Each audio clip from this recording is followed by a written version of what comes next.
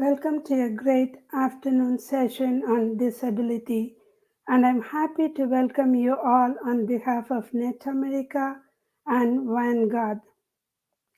Couple of months ago, US Department of Labor had a great session on disability, and they had included, in addition to disability, some of the chronic diseases of self-management into the disability category. There was a big difference between what is disability in the definition from CDC and US Department of Labor, and that got me into curiosity to see we need to bring people who are experts in disability to discuss what is disability and what workforce need to do to accommodate disabled people into this world and what we need to do to make them feel belong into this workforce. Net America is a minority women-owned business with two intermediary contracts from US Department of Labor. One is working with youth population from 16 to 21, directed by John Schott, and another one is the expansion and registered apprenticeship program, which is directed by me. When you talk about the youth workforce from the age group of 16 to 21, you may wonder, are there going to be disabled population? Then I'm looking at the statistics. In the workforce from the age group of 16 to 46, there are 60 to 70% of workforce that is disabled, and out of which 60% of cognitive impairment, 40% with vision impairment, and 22% ambulatory impairment. When you have these people impaired, I don't think you want to have somebody with arthritis or obesity and consider them as, disabled. But we wanted to hear from those people who are experts to see what really is disability and what workforce need to do rather than we sit down and design policy for them and see, do you want it to have complete street? Do you want it to have ramp up rooms? Do you want to have ergonomic chairs? Or do you want to have the opportunities posted at the wheelchair level? What do you want it to do? And that's why we put together this amazing panel as well as keynote. You are going to hear from those people who worked hard, who worked under perseverance, achieved the level in spite of their disabilities, and they are going to tell us exactly how the workforce policies and registered apprenticeship program policies need to be. And I welcome you all to listen to them. My next person who is going to do the welcome along with me is our partner and subcontractor, Akhil Begdamba from Vanguard. Thank you. Thank you so much, Padma, and great introduction. Good afternoon to most, and good morning to those of you joining us from the West Coast. My name is Akhil Bektimba. I'm the president and CEO of Vanguard Consulting Group, LLC. Vanguard Consulting Group, LLC is a business and workforce development solutions firm aimed at advancing the common goals of our communities, partners, and clients. And we are excited to be working with the ERAP program with net.America. We're currently working with net.America, as I said, on expanding registered apprenticeship programs in two specific ways. One is to provide opportunities to historically underserved, underrepresented, and often excluded groups. And number two is expanding registered apprenticeships into several new industry sectors and occupations. I am incredibly pleased to have the opportunity to introduce our friend, our shero, and today's keynote speaker, Yvette Pegues. Dr. Pegues is an advocate, educator, fighter, and innovator. Her story is as compelling as it is inspiring, and we welcome Yvette to the stage. Thank you, Akil. Thank you, Padma. Thank you for all of the participant organizations and those of you who are either participating live or on replay. I am so excited to be here talking about workplace inclusion and elevating that inclusion. I'd like to start out by telling you just a little bit about myself. You know, obviously there is an expo hall where you can learn a little bit about me and some of the things that brings me here. But just from a personal level, I'd like to talk about the fact that I have been in the workplace for a very long time. I am an educated engineer working for IBM for quite some time as a college recruit, and I was able to move into the ranks of management and leadership. In the process of doing that, my life changed. I mean, it was seriously great until it wasn't. And that change was my actually going into the hospital because of some pain on the right side of my body, which was later diagnosed as a brain malformation. It's something that I was born with, but it didn't present itself until that moment in time. Going into brain surgery, there were complications that led me to being full-time in a wheelchair and suffering a spinal cord injury. So like that, I was climbing the corporate ladder. I was a mom. I was a wife. I was an engineer, and I still am, of course, but this is the mindset that led me to where I am now and advocating for individuals with disabilities and partnering with organizations, as I am honored to do today, to use my life circumstances as an opportunity to have this conversation, not just from a position of wellness, but also a position of being and living in a world where disability is my only option. Now, that's not a bad thing. Ironically, I've been able to do some of what we're going to talk about today to get to where I am. Now, my terminal degree happened after my disability, with now a cognitive and an intellectual disability. So because I'm functional, because I appear in such a way that makes it easier for others to communicate with me, it doesn't change my chronic pain. And it's something that needs to be discussed maybe on a different call, but there's invisible and then there are visible disabilities. So my being in a wheelchair makes it pretty obvious and hopefully doesn't direct anyone to direct me to the stairs in a situation where I don't have that mobility option, but also the invisible disabilities of chronic pain and the spinal cord injury and all of the other comorbidities that come with that. So leading into today's conversation, I'd like to go to the next slide and talk about a case study. So there were so many case studies that have been done. And I think over the last 10 years, so many major organizations have done a really great job in focusing in on this subject of inclusion. Now, inclusion isn't just the disability, right? So there is inclusion on every level of the minority groups that we serve as employers, as people with disabilities, and those who are receiving services. So today, I think we're going to focus a little bit more on disability, but ironically, disability is not always included in the diversity, equity, inclusion, and belonging conversation.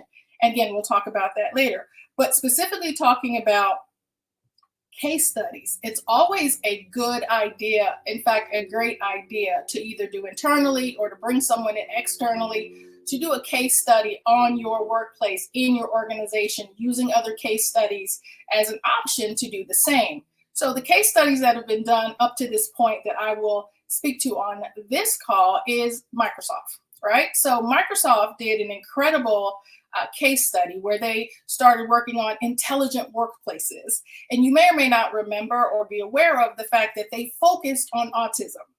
They felt like autism needed to be a focal point and a disability whereby they can break the stereotypes. And we'll talk about stereotypes.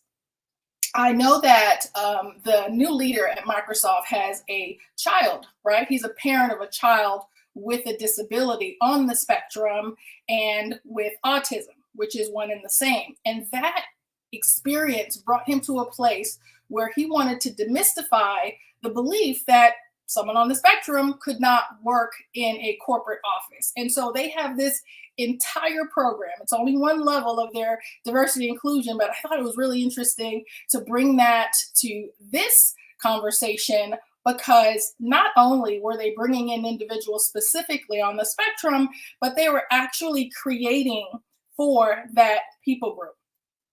Let me pause for a moment and bring to your attention that disability is the largest minority group in the country. 1 out of every 4 individuals have a disability, visible or invisible. It's also an $8 trillion industry. So with that said, it makes a lot of sense that case studies are being done to include individuals with disabilities on both sides of the computer in cases where Microsoft is the case, because we're not just employees, we're clients. And we have the spending power of $8 trillion, and being the largest population in the minority category, that says a lot. And you know, I'm excited about that study, and we can delve into that. So much of what I'm talking about can be a session in and of itself, but I'll move forward. P&G out of California had a similar study done. Their study did more about workplace accessibility. Padma brought to the attention how workplaces themselves need to be accessible, not just for their clients, but for their employees. So their accessibility issues were apparent. They were architectural, but they were also attitudinal. So they needed to change the entire culture of the workplace. The outcome of that is this incredible study that is now available publicly that talks about reverse mentoring. I'll go into that with a little bit more detail, but again, to be able to use these case studies in your workplace is a great starting point. That, and of course, surveys. Survey your community in and outside of the organization is a really great place to start. And it's what we do at Your Invisible Disability as a service to our clients when asked or when we do reviews of the program. A third and really exciting case study that was done by Walgreens. So the CEO at Walgreens at the time actually worked side by side with an organization that was teaching individuals with disabilities, and not like on a, on a level where they were doing redundant activities, but on a level where they were getting into technology and they were getting into technical schools and learning specific services. And they assigned a buddy.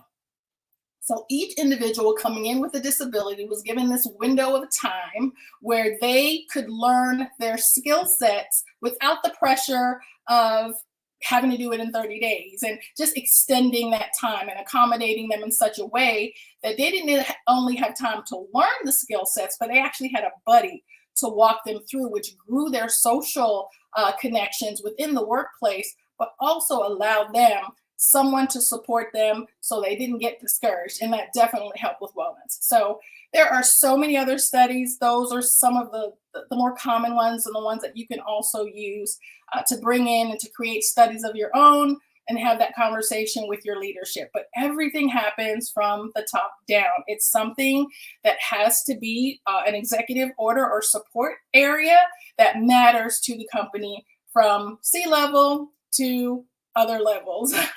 So let's go ahead and move forward and talk about this Harvard Business Review.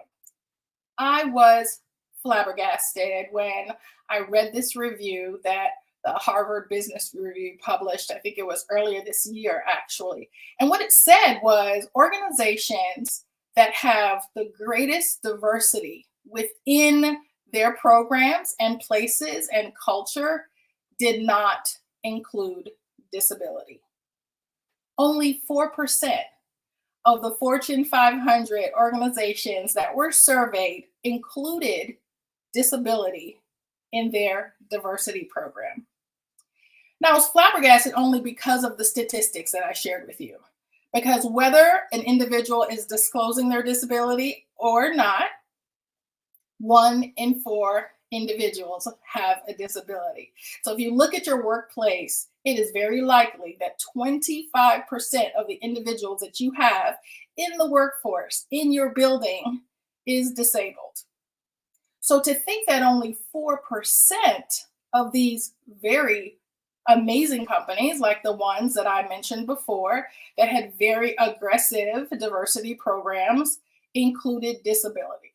So you may ask, well, should it be DEIB or DDEIB, or should we inherently understand that disability is included as part of the diversity work?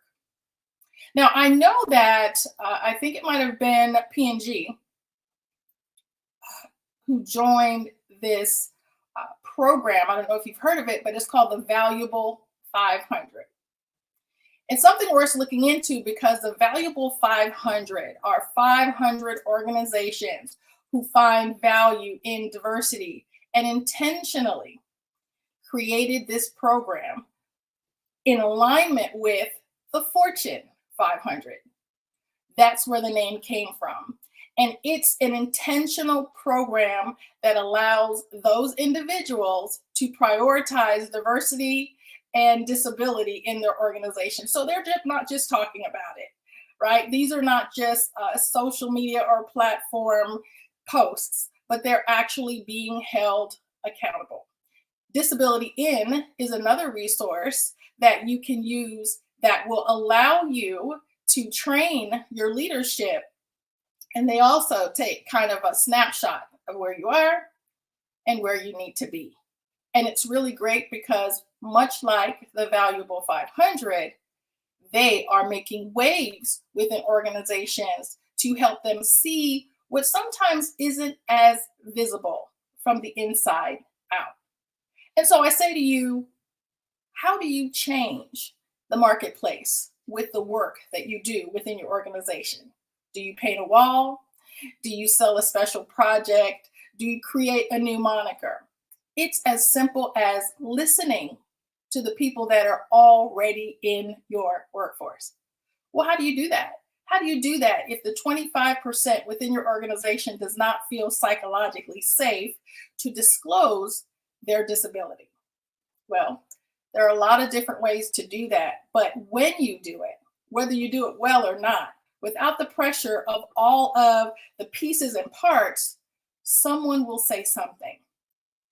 They'll either criticize it or they'll thank you for it. But there is an it for them to respond to, and it should be public, and it should include everyone within the organization, as well as the people outside of your organization buying your products or your services.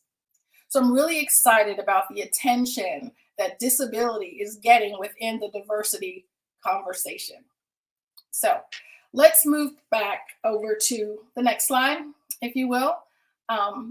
Yvette Murphy is the current United States Surgeon General. I'm so excited about this method that he has shared publicly. Like, it's a framework that seems pretty obvious, but it's a roadmap for workplace wellness. And if you take a really close look at it, let's just break it down into the different pieces. You have protection from harm, going clockwise. You have connection and community. You have work-life harmony. That changed just a little bit if you remember what it used to be called. But then mattering at work, and then the opportunity for growth. So we talk about mental health in a way that honors individuals who suffer, whether permanently or temporarily, with wellness concerns about their health, their mental health. You know, there's always been programs in place to help with physical health, professional health, but mental health was really taboo up until probably about 6 or 7 years ago. Now, of course, post-COVID, we're looking at so many intentional programs that have been put in place to help with each and every one of these areas of mental health and well-being. Now, there are some concerns. This isn't perfect, but the current framework prior to the one that came out from the Surgeon General, really talks about leaving your authentic self at home, right? We're back to whether or not an employee feels psychologically safe to admit, right, or disclose in this case to their employer whether or not they should talk about their disability. So here's the deal. There's several ways to look at this. There's actually federal funding to help support organizations that support individuals with disabilities and, you know, our wounded warriors and individuals that have served our country within the workplace. These benefits are important to the government. It's important to the Surgeon General. It should be important to each and every one of us. But outside of the federal funding, think about the focus of an individual in the workplace who feels psychologically safe. And if we're looking at these 5 essentials for workplace mental health and well-being, how do we connect to our community? How do we have work-life harmony or feel like we matter or that we're seen at work? And if we don't have any of those things, then there is no protection from harm. And if I feel harmed, I will not produce the type of work that I'm capable of. And if there's no opportunity to grow because it appears that I'm not trying really hard, then this cycle just continues and it's never ending. But it's a great place to start.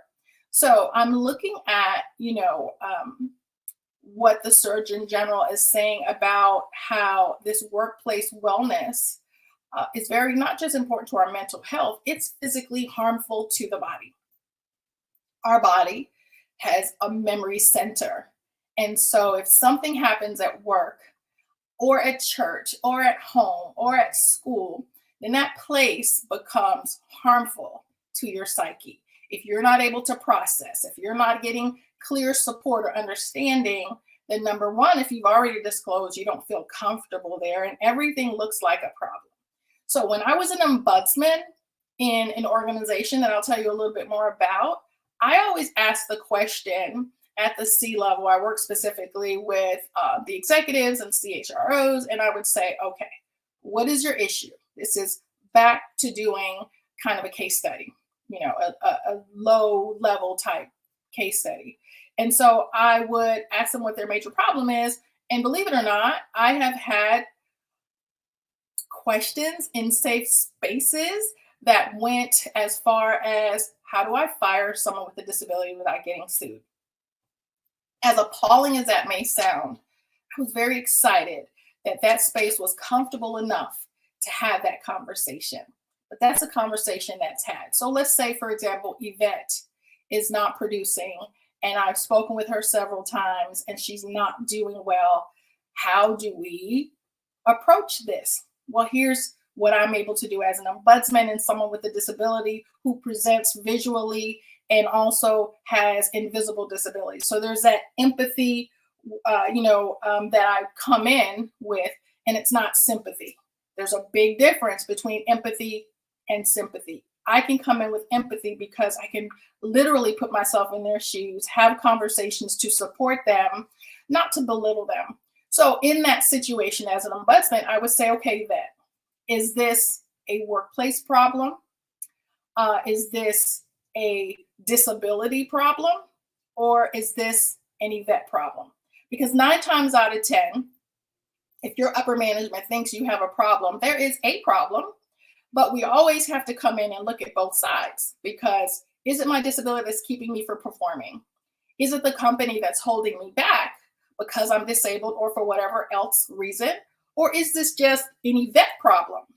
And I have found such great success in breaking them down into 3 different pieces because no one really looks at it that way.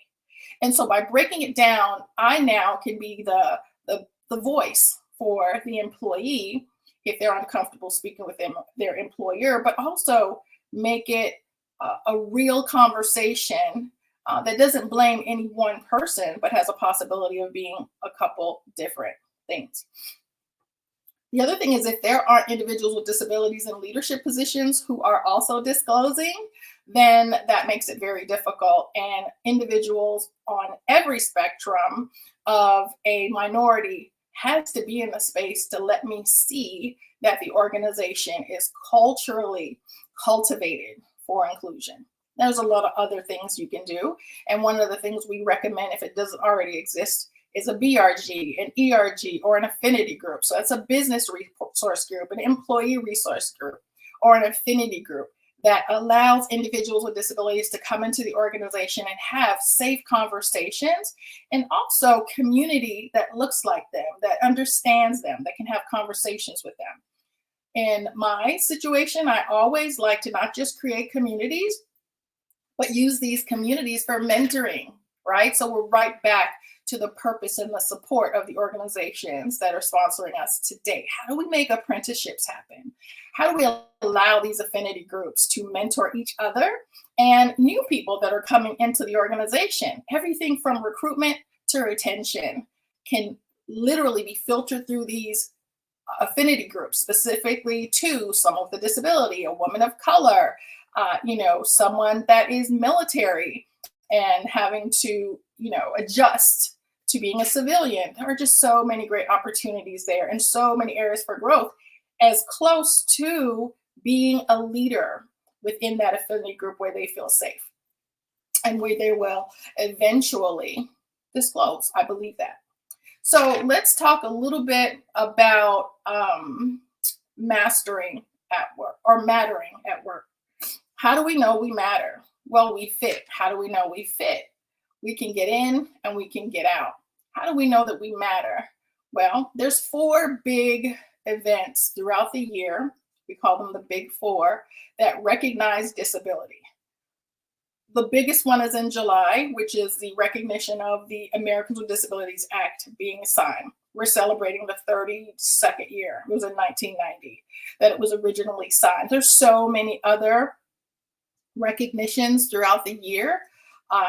There's international disability, people with disabilities that are international, and so many other opportunities to present opportunities for individuals with disabilities, and especially those who don't have disabilities. Because believe it or not, a lot of times these trainings actually negatively affect the people with disabilities, because even with this conversation, I may be preaching to the choir. There may be someone listening who's like, I get it, I know, I'm her, or I'm him, or I'm them, right?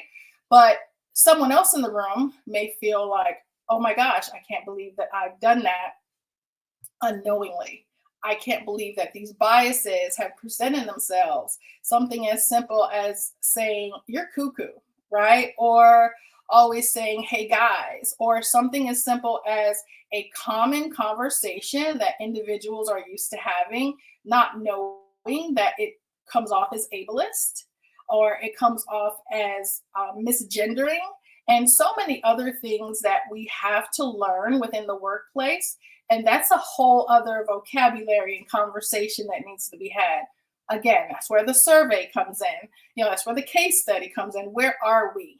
And so to have both of those individuals who may feel like, hey, I'm the one with the problem, or I'm not the one with the problem, but collectively, we all have biases that we need to work through and to work with. So these essentials for workplace mental health and well-being can obviously go deeper, but it does allow a voice for equity within the workplace, because we all have our own biases. And that doesn't mean that you have to change as an individual. It would be great, but at the very least, recognize the layers of diversity and greatness within your organization. I'll end by saying, those of us who come in with a diverse mindset, not even just our physical or our disability experiences, our life experiences, but there's also diversity of thought. So I am in a wheelchair. I use my manual chair pretty often. I'm pretty much at 3 feet at all times, right? So I can sometimes roll into a room and tell you, I can't see myself in the mirror in the bathroom. I can't pull that door open, or I can't roll up that ramp because it's not code and it's too hard, or it's difficult, or there's not enough handicap parking spaces. Not that the organization itself intentionally excludes an individual, but someone who is in that minority needs to be part of the team that creates the solution. There's this mantra in the disability community that I hear a lot, and I'm really excited about it, but it's one I'll share with you. It says, nothing about us without us. That's just not people with disabilities. That's people of color, that's male, that's female. But if you're looking to solution a specific problem that's been brought to your attention, what better resource than someone who is living in that space and can candidly share with you their opinion and input. So I am really big on doing evaluations. I will tell you, with the ombudsman experience that I shared with you, I was also somewhat of a secret shopper.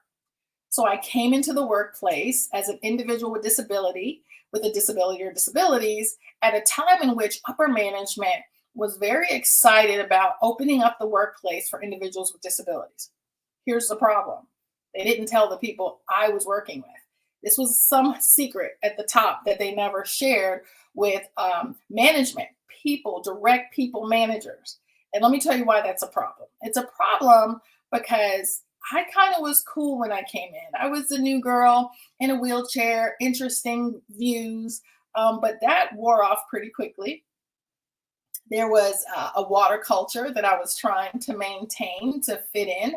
And so unfortunately, as someone with a spinal cord injury, drinking too much water doesn't work. But if that wasn't hard enough, there was no accessible restroom on the 38th floor. So every time I had this really cool, bedazzled cup of water and sat around the water cooler with my new coworkers, I ended up having to leave the room rather often. And unfortunately, I almost had to leave the building. I literally had to go from the 38th floor to the first floor every single time because I could not fit. Literally, my wheelchair would not fit into the stall. The stall was not marked, and there were only 2 stalls in that one bathroom on that side of the building. So, of course, over time, my manager kept asking, where were you? I was looking for you. Or there was work you needed to do. And there's only so many times you can have that conversation with your manager without personally being blamed. So I totally left that water culture. I totally moved away from that place and space. But there was no change to the architectural needs that would allow me to now stay close enough to my desk and to my work site to continue to hydrate myself. And so I wasn't just left out of the culture of having conversations at the water cooler, but also my own personal needs were not met. I did work with some other members of their team, but because I'm an advocate, I had to personally get facilities involved in making sure my cubicle was large enough and that my table could heighten and lower as needed because of my wheelchair. It was not a standard height. So ergonomics was a really big deal. I will tell you that after 3 months, I was drained. I was emotionally shaken. I was absolutely not psychologically safe. And in the midst of all of this, I had to go back and report to the CHROs and the executives about my experiences. That can happen, and it does happen. I prefer surveys, but by the time I left, there was a complete documentation tool and a suggestion opportunity and some great changes that were presented. I don't know that I would do that again, not over a long period of time, but I think I could have done just as much by just showing up on a regular basis and creating a relationship with that organization so that when I did show up, it wasn't just to have a conversation, to do a keynote, or to do a training. I was part of the culture. I was proof that the organization believed in minority resources outside of the organization to offer the input that was needed and sometimes even be their voice. So that is the relationship that we find at your Invisible Disability Group that works best. And that's, something that we do have case studies on, not just ones we've done, but ones that have been done outside of our organization. So I have one more thing to share, and I believe that we had a conversation at the output that there will be room for questions and answers. So I know I'm moving a little quickly. I hope you're taking some notes and have questions prepared. But I do want to talk about best practices. There's not a specific slide about that, but I do want you to take a look at this essential slide as we talk about this, because I've touched base on some of these already. So I believe, that there's at least 3 different best practices and accountability items that we can use to elevate inclusion through activation, because there's so much conversation about inclusion. But where are the actual activating practices within these organizations? And these line up with the essentials for workplace mental health and well-being. I'll start with intentionally policing programs and policy and not people. I'm going to say that again. Intentionally police programs and policies, not people. So when we talk about models of disability, there's like 4 major models. There's, the charity model, which goes back probably to the 50s, and a time where individuals with disabilities, regardless of what they were, the differences were embarrassing, and we were put in a back room and hardly ever came out. And it was believed that only charity could help us, right? We were broken, we needed help, we couldn't live or function without charity. The charity of people, the charity of resources. And that's where a lot of these marathons happen, right? Where you're raising money to help a specific group of people. It still happens today, but it's not a model of disability that's followed. The next model, starting from the bottom up, is the medical model. Now, that model said that we need medicine. Only the medical community could fix us. We're still the problem, but now at least we're coming out of those back rooms, we're going into the hospitals, we're being studied, and we are seen as the problem. So the medical model is not too far-fetched. There's still a very medical, highly medical influence, but it's not the only thing. We're at least at this stage involved in our medical care and in our health care. We get to ask questions. We get to do our own research. We get to have family members and primary caregivers to speak on our behalf, to help us to take the information and work towards a healthy lifestyle.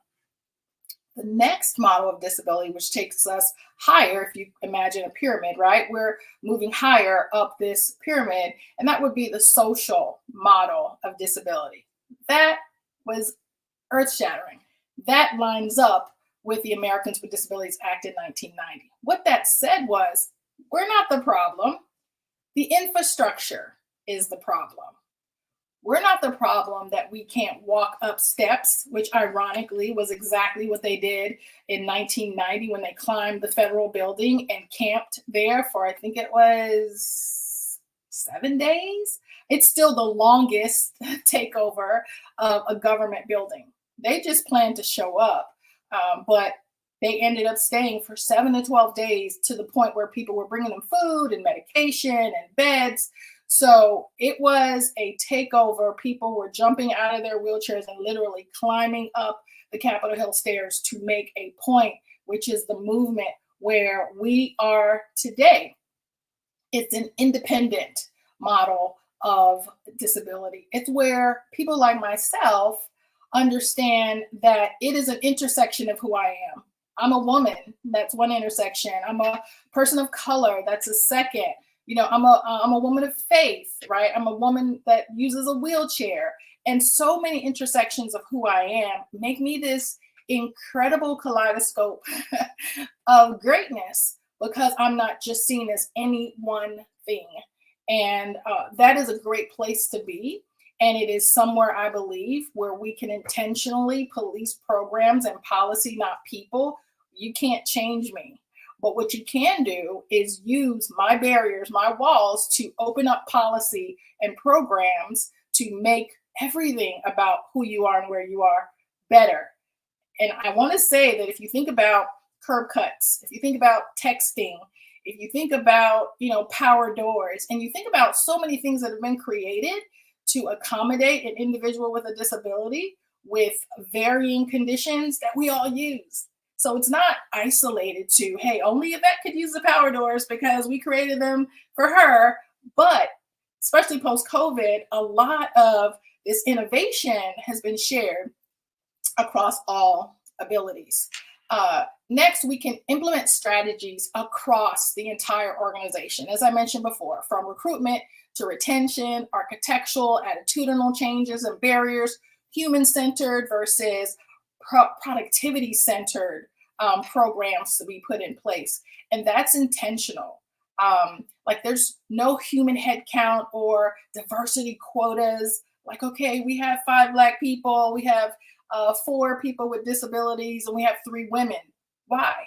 I understand that metrics are important within an organization, but at some point, whether I am a woman of color working in your IT department that doesn't affect the rest of the company, what does that fix, right? So quotas are understandable, but not necessary at some point.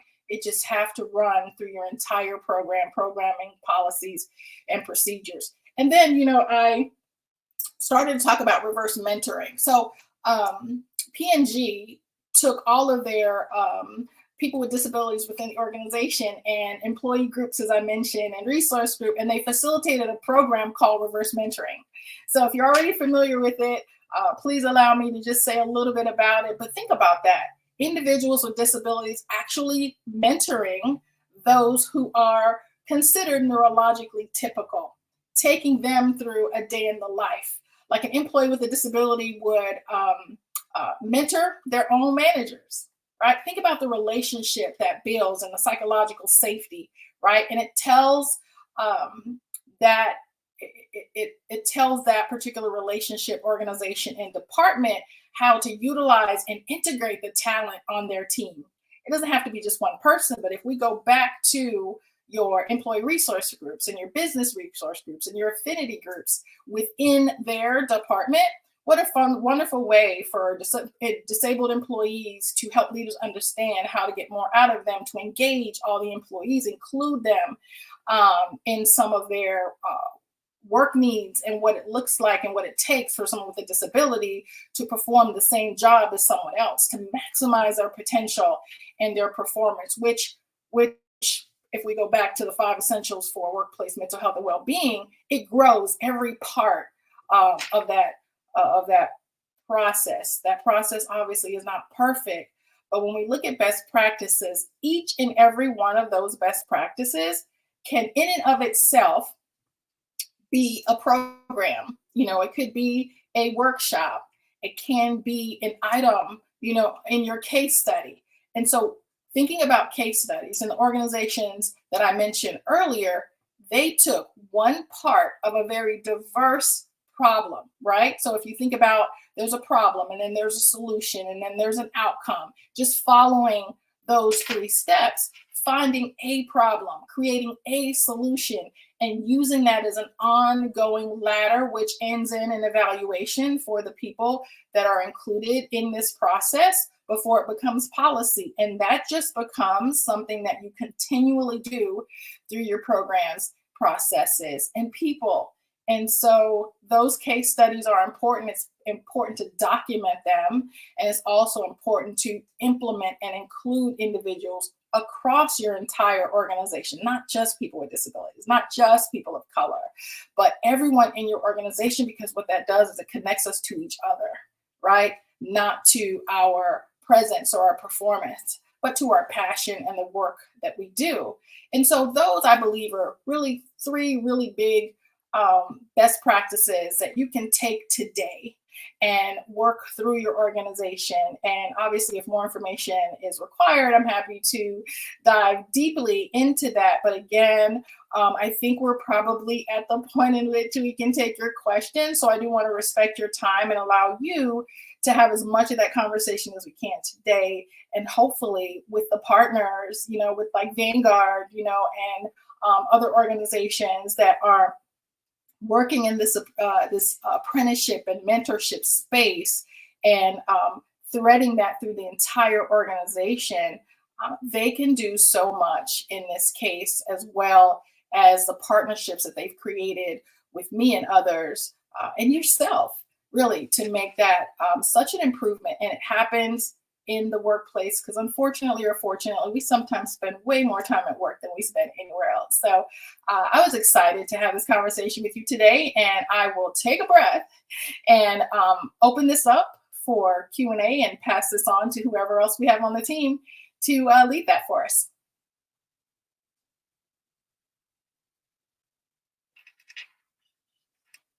Okay, so did you want me to read this, or is someone else going to communicate to the audience? I'm happy to do it. So it looks like here from Twitter, Juan is asking, as an employer, how do you recommend engaging employees to feel safe about coming forward with their disabilities? Great question, Juan. I believe that making changes within the organization, having conversations on a regular basis across all diverse groups, creating those resource groups, really just forces the culture to grow. And we can't force a person, obviously. It's illegal to force someone to disclose. And also keep in mind, Juan, if my condition doesn't impede my work, then I don't have to disclose. And that's the advice I sometimes give when someone is very uncomfortable with disclosure. A very vivid example is, if my condition doesn't require me to climb steps, then I do not have to tell anyone I'm in a wheelchair. It's obvious, but that's just an example that I use. So psychological safety happens over time. It has to happen within the organization. It has to happen at the top level management area. So to answer that question, I totally believe that you can engage employees through surveys. You can specifically ask if your employees feel safe. If we go back to the 5 essentials for workplace mental health and well-being, you could ask them, do they feel that there is protection from harm in the workplace if they're bullied? If, for example, in this place where I did my 3 months, there was no way to get me out of the building off of the 38th floor if there was a fire or a natural disaster. That, I think, is one of the most tangible feelings of not being safe or being protected from harm. So it has to happen on the back end, Juan. It has to happen at the employer level, and it doesn't have to be perfect. As I mentioned early on, you're either going to have someone say, thank you. I didn't know how to ask for this, but because you did it anyway, I feel safe. Or you'll have someone say, this solution sucks. Let me tell you what I would have done differently. Either way, the conversation is being had. I hope that answers your question.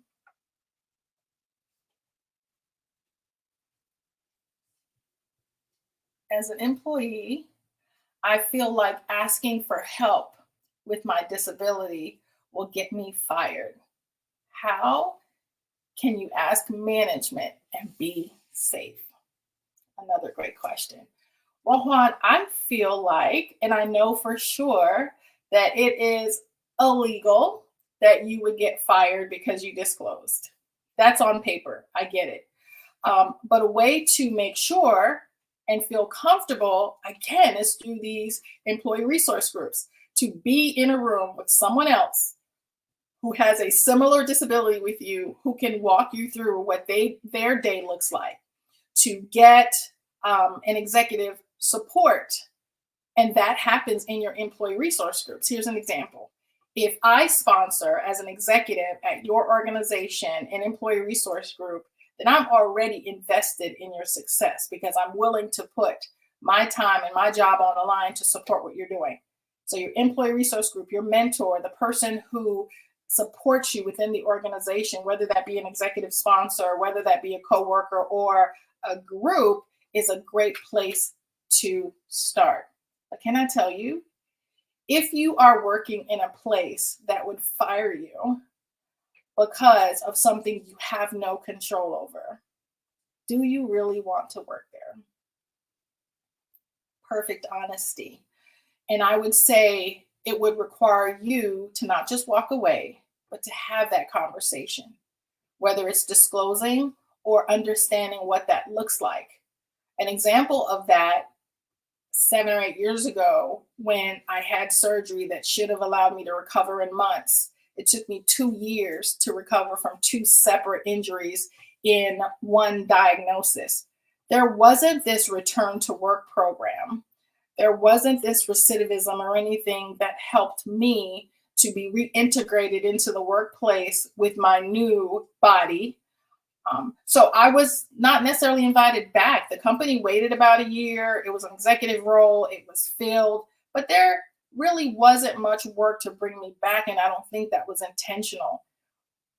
But if they don't in this day and time, then that is not a place where you could or should feel psychologically safe. So that's something to consider. But it is a conversation. You can do it anonymously. Again, that's where the surveys would come into play. But it's definitely a conversation you would have with a mentor or leadership that you feel comfortable with.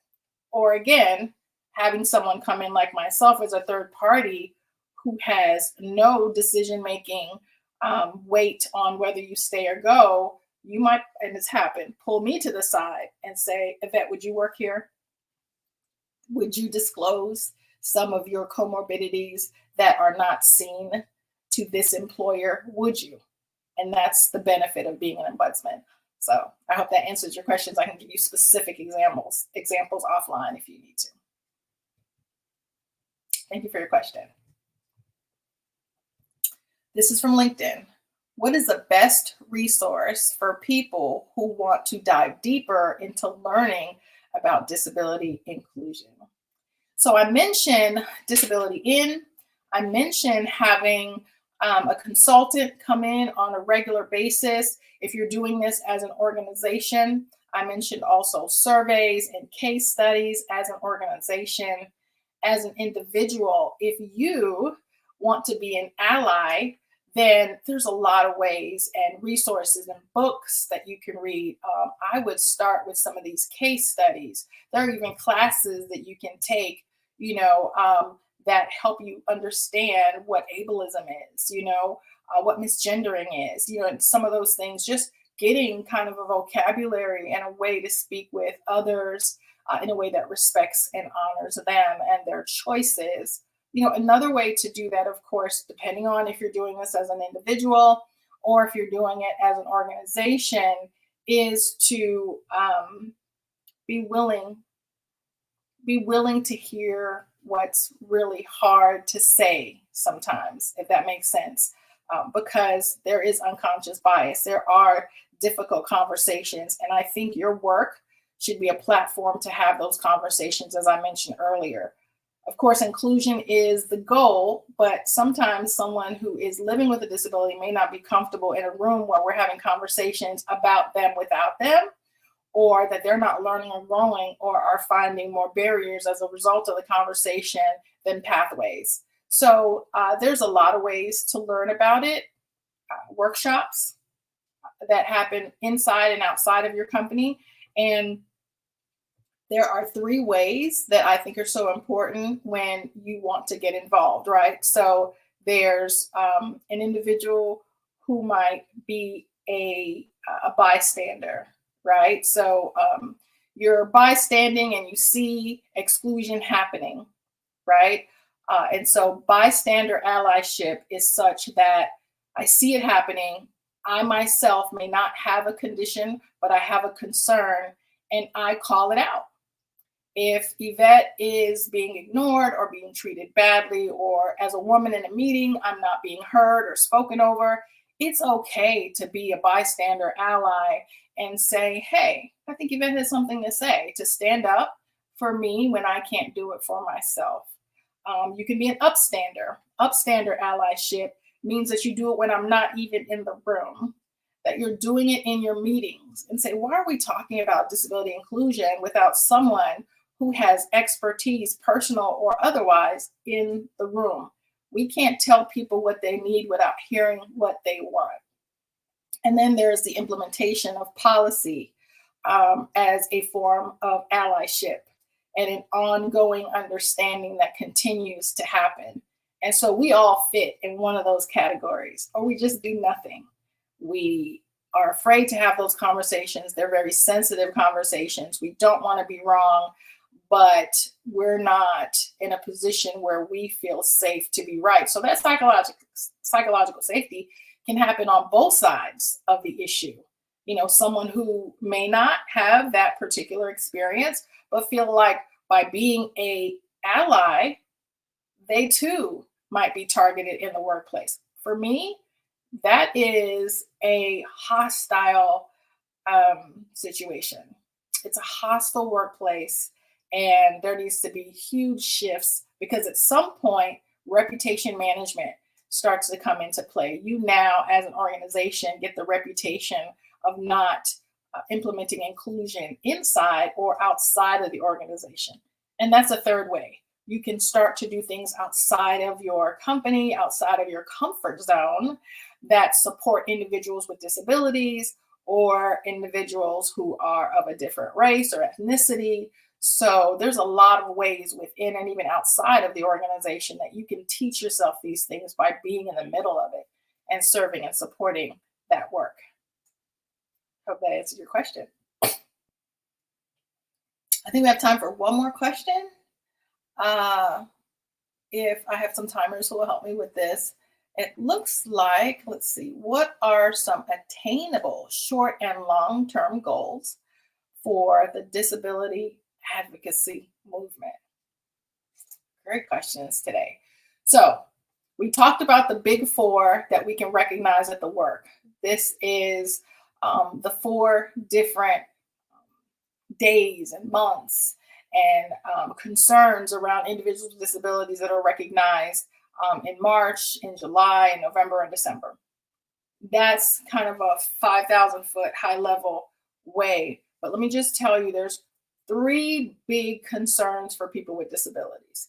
There's their need for medical coverage, their need for transportation, and their needs for housing.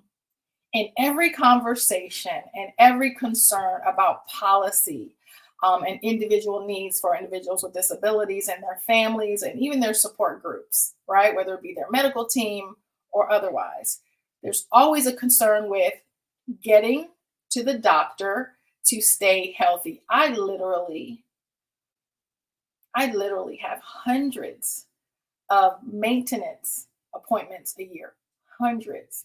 So if I don't have medical coverage, well, let's go back. If I don't have a job, I probably don't have adequate medical coverage, and I don't have a way to get there if I live in a rural part of the city or community where public transit is not available. And even with public transit, I'm tied to that schedule, and I'm not always physically able to take advantage of that. So I would say start with the top 3 and the big 4. The top 3 areas where individuals with disabilities need the most help in areas of policy, education, marketplace, and workplace. And then the big 4 within the workplace for recognition. And you don't have to be in the workplace to recognize it on your social platform, to recognize it with activities that are happening or in government conversations where you have someone running for office, and to make sure that that conversation is being had. So I believe that in answering your question to some degree about attainable short and long-term goals for disability advocacy movement is just that. We need each other. It's not just a movement for individuals with disabilities. I was innocently ignorant. I had no idea what living with a disability look like, or what empathy versus sympathy look like. I want to say I didn't care, not because I didn't care, but because I didn't know. I was ignorant. So asking the question, recognizing the concerns, and being in the room and supporting the allyship, whether you're in the room or not.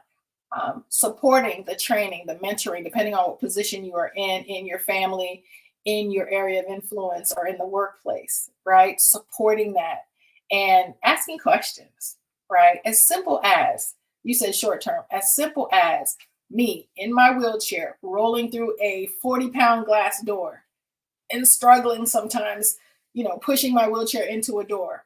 In that moment, you can do one or two things, three things actually. You can open the door for me, you can keep walking, or you can ask me, Yvette, or ma'am, or young lady, if you know my name, can I help you with that door? I've had people push me without my permission. I've had people, do things to my wheelchair, especially during travel, that affected the rest of my life. And I've had people literally speed up in parking lots while I was crossing.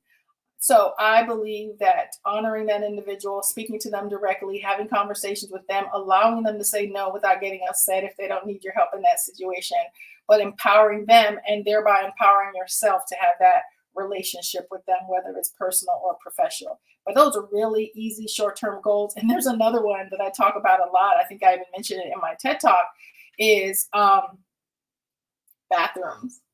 Oh, it's just such a Achilles heel for me. But if you are in, for example, an airport bathroom and there's 20 stalls, only 2 of them are accessible. And without your knowing what that is, but they're way bigger than the others.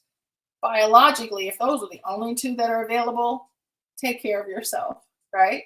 But if there's 18 others, use those, because believe it or not, they're big, not because they're the VIP section, but because my instrumentation from 17 to probably 26 inches cannot fit into the standard sized stall.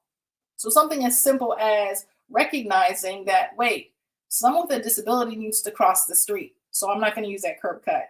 Or someone with a disability who may need this larger stall may come in, or my parking space. I've had people pull into the ADA parking space and said, I just needed to be here for a second. I just needed to run in and get my food order. Well, those 10 seconds to 10 minutes pushes me outside of the parking lot because I don't know how long you're going to be gone. So something that simple, I think, are things you can do, and they're passive, but they're powerful.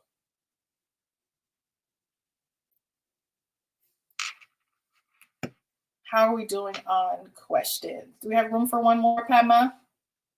Hi, Yvette.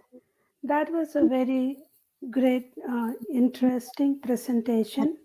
And the last question is actually going to lead us into the next panel discussion, as other panelists are going to come. Thank you, Yvette. I'll see you in the panel discussion shortly. Before our panel discussion is going to start, we have a nice video for our audience today. The disability is not just for middle class or the entry level workers, or some class of people only in the United States. We wanted to show you how it affects politicians, policymakers, attorneys, and scientists all over the world. You're going to see a short video clip of people who are working and how they are stuck in unimaginable ways even to do their normal job. Once you watch the video, you will understand what we need to do in order to make their workplace and our workplace conducive for people to do their job. Once we watch the video, we will be back again to discuss more on policy changes as well as to make our workplace conducive to make everybody to belong in the workplace. Now the video will be up here.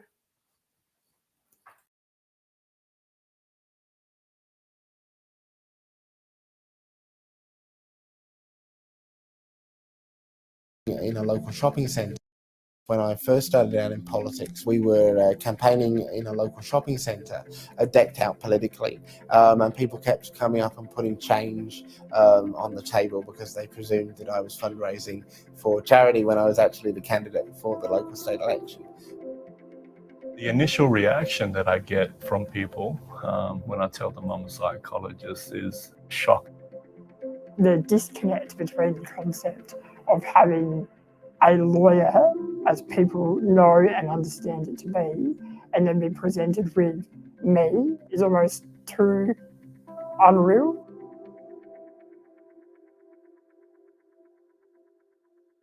The stereotype that most people have of politicians are of older, richer, white people, predominantly men. And I have to say, as somebody who's been here, that's actually true. As the youngest person ever to be elected to the Senate and one of the few people with a disability, my presence here in this chamber is a rather radical departure from the norm. My name is Jordan Steele-John. I'm 23 years old and I'm one of the Greens federal senators for WA. There really is no such thing as an average day in Parliament House. It shifts all over the place. But one of the constants is getting up really early, running through the day, to pardon the metaphor, at what feels like 100 miles an hour, going to bed, getting 5 hours sleep and doing it all again the next day. I have cerebral palsy, which is a form of brain injury, so that means that I can't walk and do other things. One of the challenges is there's 10 kilometres of corridor in Parliament House, so it's a physically difficult thing to do when the carpet is as thick as they have. If somebody can get me a Big Mac, I'll flip them a party room brief. There have been a number of access challenges, not being able to get into my office or use an accessible loo until just recently, and I've been in here for 6 months. Because if somebody else with a disability... You shouldn't have to wait for this long, yeah. I probably saved an hour or two in my parliamentary day just because I can use the loo in my office and not have to go on a kind of Dora the Explorer style search around the building. The stereotype of a lawyer is absolutely a white, middle-class, middle-aged man. I do not fit into that stereotype. My name is Natalie Wade. I'm 28 years old and I'm a lawyer in South Australia. My disability is congenital muscular myopathy. I was born with very weak muscles in my arms and my legs, and as a result have never walked a step in my life. As a young child, I was always intrigued by the opportunity to speak for others that couldn't speak for themselves. I had grown up in mainstream schools. I had able-bodied friends. I was a bit unaware that there would be a struggle for myself or people who are like me. So a typical day for me is probably one that you would expect from any 28-year-old, in that I get up, have brekkie, go to work, come home, have dinner, hang out, and then do it all again. However, when I get up at 6:30 to come to work in the morning, I am joined by 2 support workers. So I cannot get out of the house within an hour, really. So if I want to go to the loo really quickly, that takes an hour. If I want to get dressed to go somewhere, that will take an hour and a half.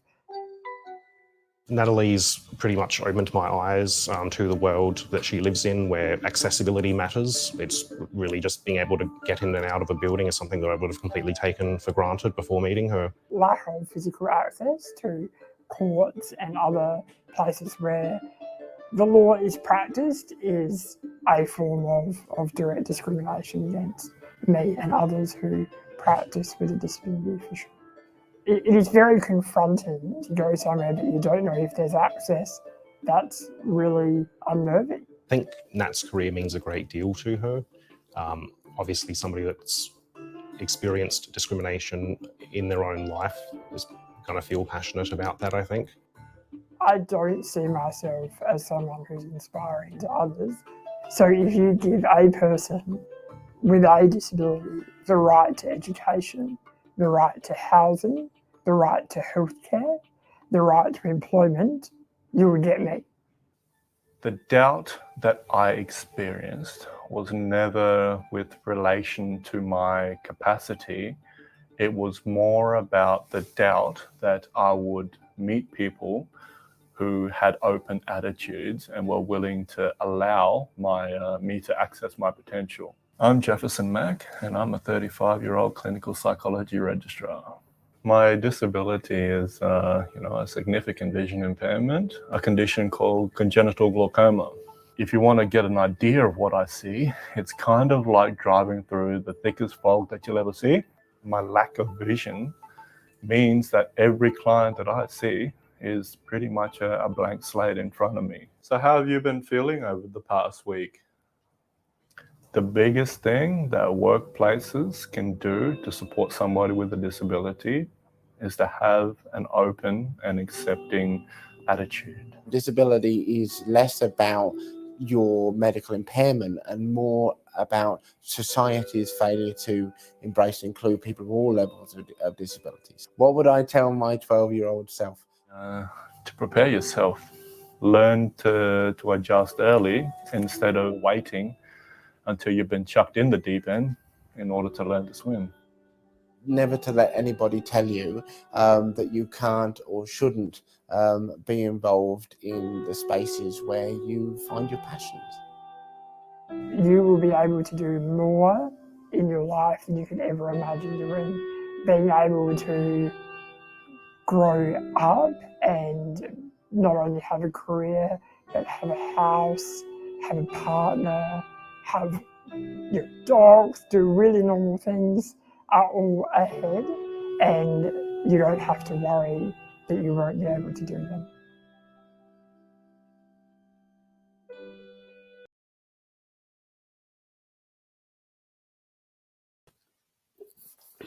Thank you.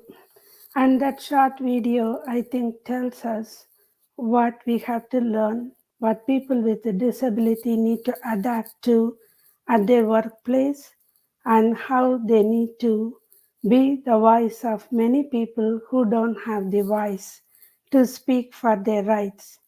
And now I'm going to invite our next panel, the panel that's going to discuss their own experience and how they with their perseverance achieved what they had achieved, and going to show us what people with a disability need and what we needed to work towards, advocacy as well as changing policy, and what workforce need to do for our apprentices as well as our workers.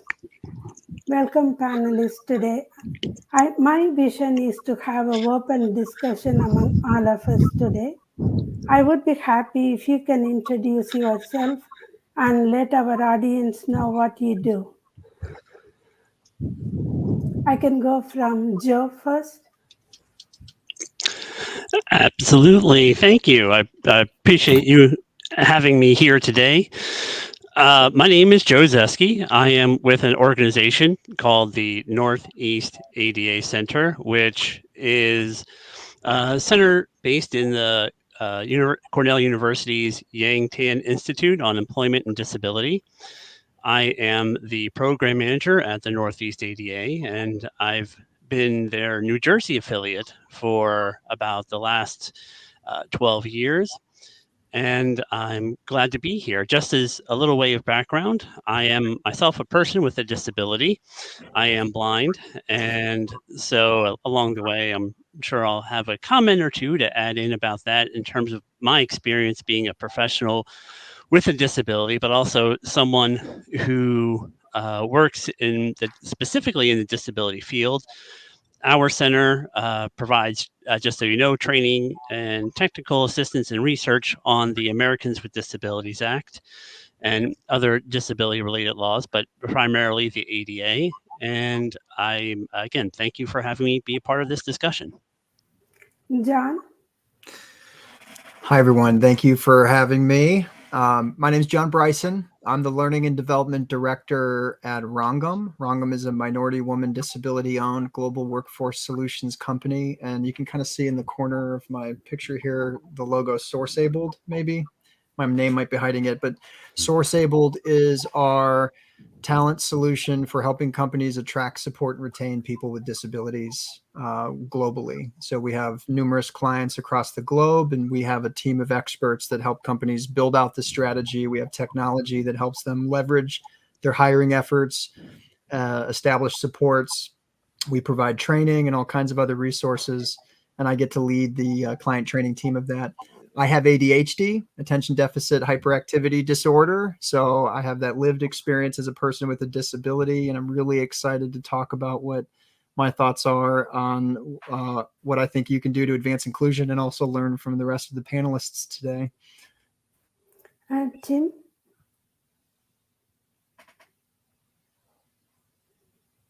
Hi, Tim. I think your microphone is muted.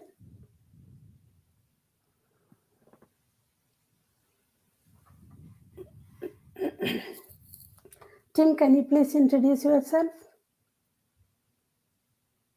I think Tim may have froze. Yeah, I think so. Yeah. Let me welcome Yvette to the panel while Tim gets his technical difficulties resolved. Hello, everyone. Dr. Yvette Pegues. I am the Chief Diversity Officer of your Invisible Disability Group, where our purpose is to empower, include, and equip individuals with disabilities and organizations for complete inclusion across the education marketplace and workplace. Thank you for having me. Yeah, I think they're going to have Tim exit and re-enter the panel. We had a great discussion with Yvette as the keynote speaker.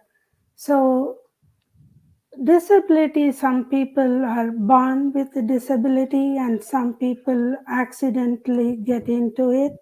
The one thing that I really cannot forget is the 9/11 as well as the Boston Marathon, when people had lost their limbs and many other things. And recently, my son, who is going to be an orthopedic surgeon, in HSS, he was doing his sub-internship, and he called me to say that he did his very first leg amputation as a surgeon. He is a budding surgeon, and that was his very first successful amputation. The patient is a cancer patient, and the surgery is going to help him live longer, a 50-year-old male. But in one hand, I was happy that my son did a successful surgery because he's going to be a surgeon, the patient is going to live longer. But on the other hand, I started wondering, the 50-year-old man need to adjust to so many things in life now. He need to, first of all, live with the fact that he doesn't have his one full leg. He has to learn to accept to live with his prosthesis. He has to learn to heal. He need to go to work with his prosthesis, and he need to adapt to a new lifestyle, right? I just could not figure out how tough and how difficult that is going to be. And we both were discussing a lot on the livelihood, how that changed his life and his work environment. As a workforce development professional, I was thinking about how his company need to make adjustments to him, right? What are the things that he need to get adjusted to? Does he need counseling? And does his workplace need to make any adjustments? So I'm just going to ask you panelists to give me some ideas about a real situation. Forget about this particular case. In a real situation, you all have, like, except him, of course, every one of you had some disability, right? And when you come to work, you all have successful career now. So how do you expect from your day-to-day life, and how do you expect to make those adjustments? I think Tim is back, so I would ask Tim also to join the conversation and introduce himself.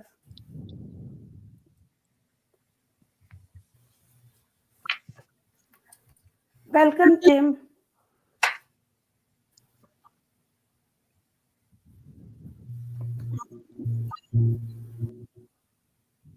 no, he's still not here. So can you answer that question? How do you, and what kind of adjustments a workplace need to make, and what do you expect?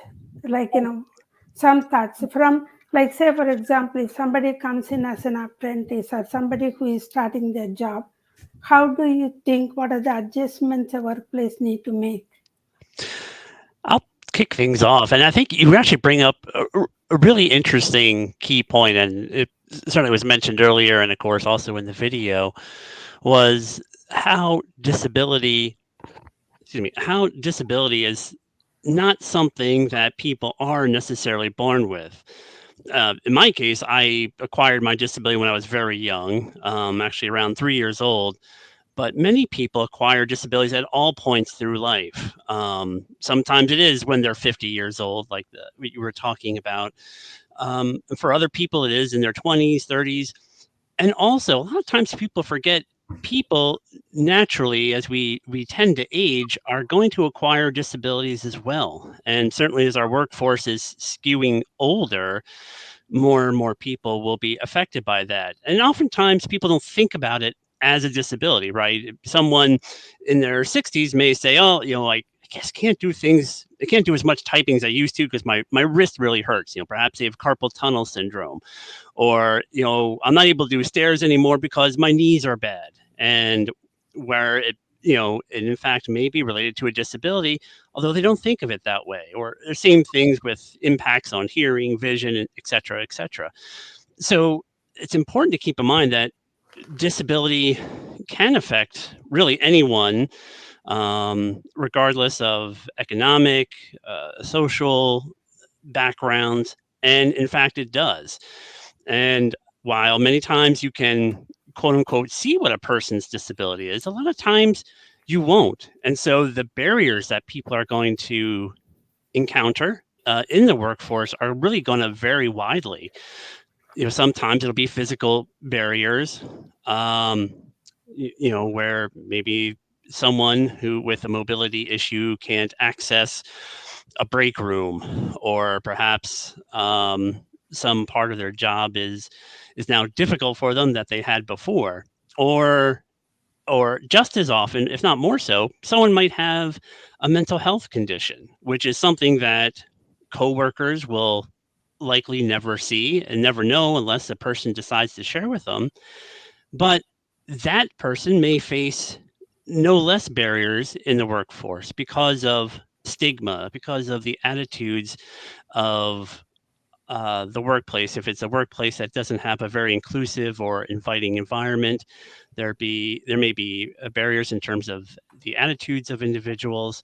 And I think also a lot of times people aren't as familiar with what types of accommodations they might be able to get to be successful or continue to be successful in the workforce. And so I think there's a lot of learning curve, not only for businesses and employers, but also often for the individuals themselves to learn about what their rights are and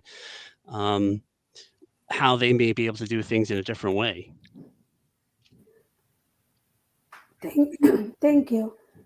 Anybody else want to join the conversation? Yeah.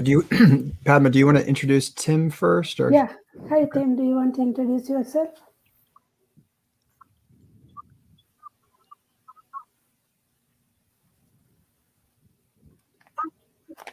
I think he has some connectivity issues still. Yeah. Well, yeah, I'd be happy to comment. There's so many things I want to say to your question, Padma. I have to be honest, like being someone with ADHD, there's a million directions I want to go. But what I'm going to say is this, that when I think about accommodations, I often find myself questioning the structure of support in general and the way we provide it. And it always takes me back to the idea that we all, whether you have a disability or not, benefit from support in our lives, right? And non-disabled individuals don't call those things accommodations. Now, we have to have a legal framework for accommodations because there are situations where people don't receive support they should, and discrimination can occur. And so there is this sort of legal framework that I think is really crucial. But it always takes me back to this idea of the support ecosystem, that if we foster the right type of culture in an environment, people are set up for more success. Accommodations are more successful. People perform. People have this sense of belonging. They last in their positions longer. And that all goes back to empathy for me. And as you can see, empathy drives innovation for us is really important. I think empathy is like the key to successfully fostering a neurodiverse workforce, disability inclusive workforce, and an authentic workforce. There was a study back in 2020 that revealed highly empathetic leaders are more likely to foster innovative and engaged employees. And I think that's a really crucial piece here, because when we talk about authenticity, authentic workers are higher performing, right? And so that, to me, this concept of what do I need to do to adapt? There are concrete things that can happen for a person so that they can be more successful. But the most important part that I think businesses need to be engaging in is creating that culture so that when that conversation happens, it's more effective, it's less intrusive, it's more supportive. And I think empathy and the way we lead in general is really where we have the most success. And how about you, Ed? Well said, Joe and John. Your input is so important. The only thing I can add to that is there are 5 different generations in the workforce. Mm-hmm. And I have the conversation often and ask the question, well, which is more important, architectural or attitudinal barriers being removed? And most people say architectural because it's, tangible. I say attitudinal. I agree. Much like John said, right? I have been in places where the culture is so rich with inclusion that if there are stairs, I have dozens of people willing to pick me up in my wheelchair and get me in the room.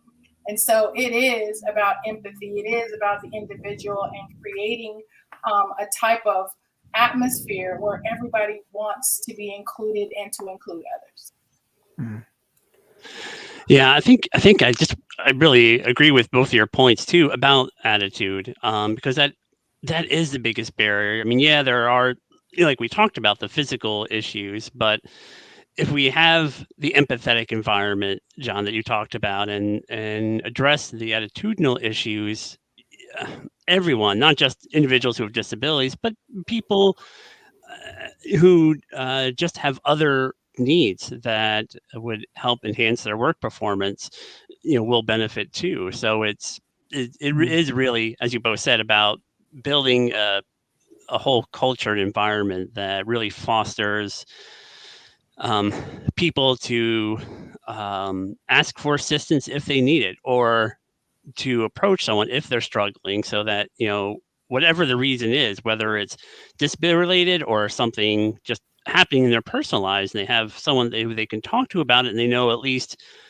they'll have the space without any negative repercussion to do so, it can really help everyone succeed and do better. And so, I'm really surprised about all 3 of you are agreeing about the attitude changes rather than the structural changes, right? And the reason I'm surprised is that Amazon had their entry-level workers, especially those people who were taking care of their packages. Right, there was a Wall Street Journal article. They were timing those people, how fast they can walk from point A to point B and carry those boxes from location A to location B, and how many pounds can they carry, 30 pounds or 50 pounds, and with the shortest distance and faster, right? And they didn't want to hire people with backache and those entry-level workers, and that is how they were trained, right? And so when they were doing that, because for them it is the fastest delivery to get the packages to your house, and with the technology you have the ability to track your packages. Now most of these companies have those delivery, fastest delivery, so they were pushing their employees to do faster delivery, And they even put it in their advertisement, able to carry 30 pounds, and they were looking for people. And now it is coming down to men because they were looking for muscular people with no backache, able to carry those boxes, right? So now we are coming down to that level of nitty-gritty in training. And then another place, I'm also looking at some healthcare clinics, the hospitals that I know of. They made some structural changes because they had nurses at senior level who had backache, so they could not bend and get the syringe from the fridges from downstairs, from the floor. So they moved the fridges to the counter space, so they could access those syringes, the vials, and also the stethoscope. They changed the font size because they couldn't see, and they were happy that they were accommodating geriatric nurses, right? So companies were making those kind of changes. So I'm just wondering what your thoughts are on these two different levels of major company. One is healthcare, and another one is like a Fortune 500 company. Yeah. I'm glad to start. First, I'll just to note why I sort of focused more on attitude versus the structural barriers. And I think and I apologize if I think it may have been you, John, but someone mentioned, sort of the legal aspect of it.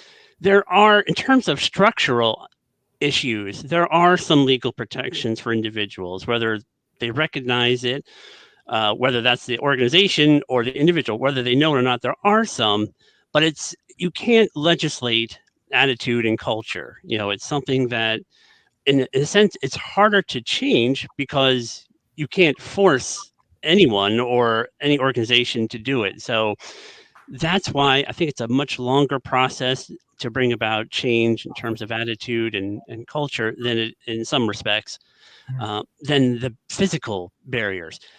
But for example, you mentioned healthcare, Padma, and it's something that we often get questions about at my organization, at my center, are from either nurses or people going into medical school who have disabilities and either are afraid to disclose them or are not sure how, because they're very like the Fortune 500 company, very competitive environments. Exactly. Mm-hmm.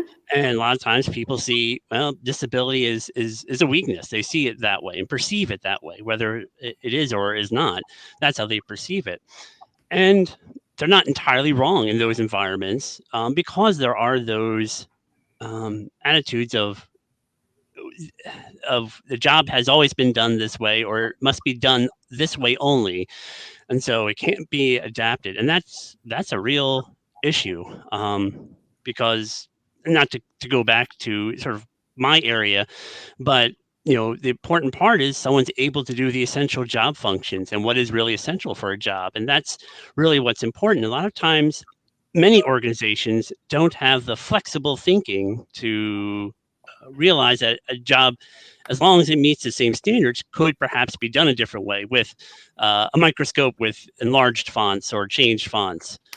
Many medical providers have a distinction between, we the medical professionals in lab coats sort of stereotype, and then the patient, the person with a disability, and don't recognize there is that crossover we started off talking about, where a lot of individuals in the medical field do in fact themselves have a disability. Yeah, exactly. Yep. Tim, do you want to introduce yourself? And we are discussing about attitude and structural changes at workplace. Sure, absolutely. Real quick, I'm Timothy Butts. I'm the president of TEB and Associates. That's Technology Enables Business. And we are a consulting company that works in the healthcare IT space. So we were very busy when we had to transition from the typical business every day over to the COVID environment. Now, I ruptured my Achilles heel. My doctor then assigned me a handicap placard from my car. And I immediately noticed the difference in how people interacted with me in doing my work, both on the job, even going to the grocery store. So I just want to have that caveat there. So I've experienced what the norm is versus the bothersome of the mainstream public in terms of just embracing me or just being aware of me. I just want to put that out there. Now, back to what you were just saying. Yes, it's definitely part of it in the mental mindset in terms of how can I add value in my everyday work? But also, when I look at how society was able to pivot for COVID, first, people were saying, oh, no, you have to be in the office. You have to be this. Why? Oh, so that's the way it's always been done. So that's a norm that we had to force a difference in. Just like that, I'd like to say we have to look at when someone else needs an accommodation or just in a different way of approaching their work, we can pivot. But it's a matter of people being willing to adjust.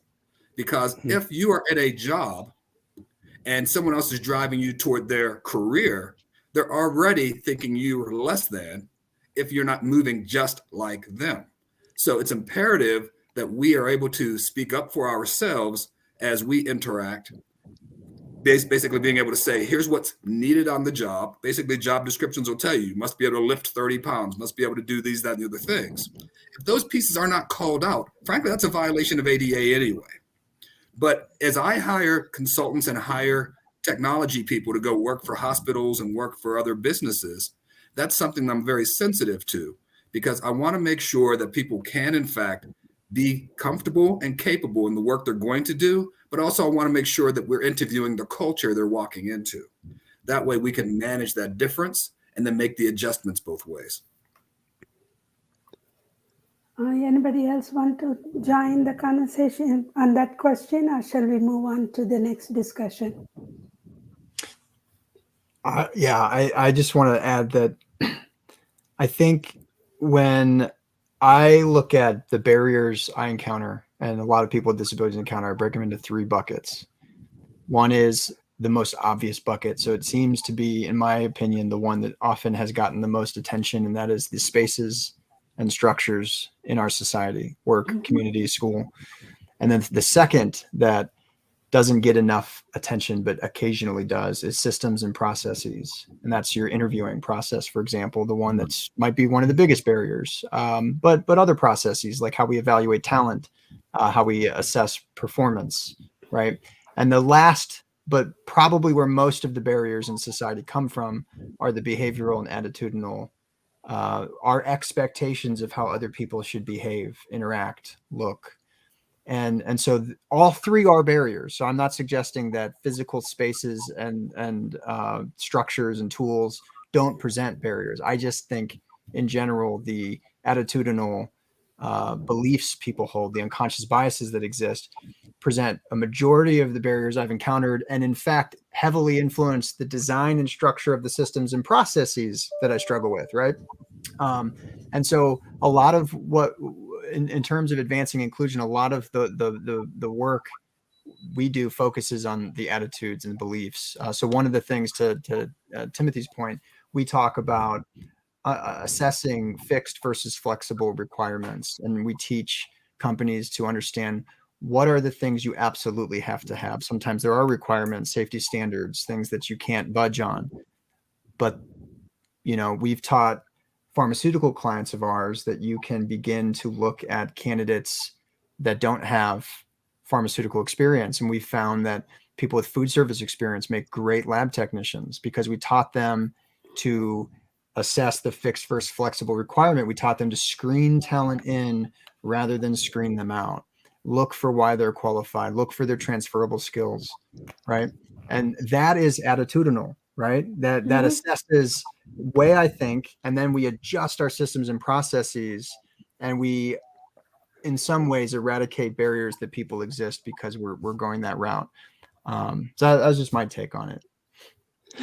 I think that's a good take, and I think, John, that highlights the point that we're not saying that, or I'm not saying that the physical barriers or process barriers aren't there. It's just that I think we're touching on all 4 of us, the attitude part, because it's often the most under addressed, while not not in any way dissuade the other issues that are there. They certainly are, but I think we're just all happen to be touching on sort of the most underrepresented and sometimes most difficult to grasp barriers, if you will. Yeah. My next point is, as you know, the registered apprenticeship program comes with, two different components. One is the related technical instruction, which has the classroom training, which is reinforced in the on-the-job learning, right? But if you don't take about the registered apprenticeship program in any given job, you have a lot of reading, right? Your documents, your strategic planning, your proposal, whether it is a budget proposal or any proposal, your project outline. There is so much learning to do, right? Reading and learning. Then you have your KPI, your key performance indicators. And here is my question for your discussion. If somebody has a learning disability, whether it is an apprentice or if it is an employee, if it is someone who is in the beginning of their career, someone who has a learning disability or a dyslexic person, how is an employer accommodating to them so that they understand it, they understand these proposals, they are able to do their job better so they don't fail in their KPI? My advice to the employee in that situation is first really try, and this is also speaking from personal experience, understand your own disability and how it impacts you so that you're able to successfully communicate what you need to be successful with your employer. Obviously, learning disabilities can affect people in very many different ways. And someone who, let's say, has dyslexia may benefit from, some sort of screen reader to supplement their visual reading of material. Other people may benefit from a very different approach. And so it's important when you're going into a field and when you're beginning your career to know what you need to be successful so that you can meet whatever performance expectations there are. And fortunately, there is a lot more opportunity or ways to be adaptive out there now with assistive technology, with general increase on the importance of accessible electronic documentation, electronic websites and portals.